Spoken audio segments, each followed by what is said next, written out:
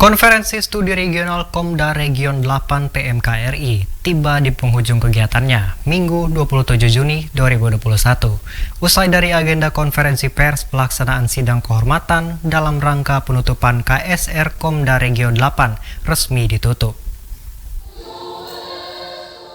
Konferensi Studi Regional Komda Region 8 PMKRI yang berlangsung dari tanggal 23 hingga 27 Juni 2021 di Kota Palangkaraya telah berhasil dilaksanakan dan membuahkan 3 poin rekomendasi untuk pemerintah pusat maupun daerah terkait krisis ekologi yang menjadi tema dalam KSR tahun ini.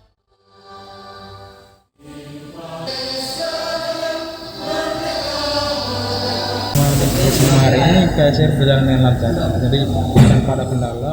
Ini berkat animo dan juga semangat dari teman-teman yang mau belajar. Jadi hasil dari konferensi studi regional ini, yang pertama kita meminta pemerintah untuk menekan jumlah investasi melalui perizinan dan juga analisis dampak masalah dampak lingkungan hidup.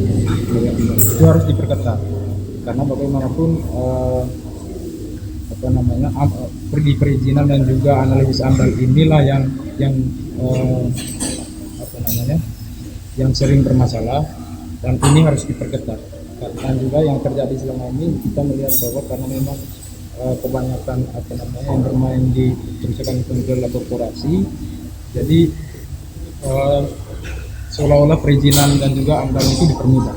Jadi itu yang terjadi. Kemudian yang kedua, ya pentingnya juga kita mensosialisasikan kepada masyarakat soal kesadaran ekologis. Gitu. Kemudian yang ketiga itu soal pengembangan UMKM. Pengembangan UMKM ini ditujukan untuk dijadikan sebagai sumber utama pengembangan ekonomi nasional, sehingga kita tidak terlalu bergantung pada sektor investasi yang notabene akan bisa merusak lingkungan kita.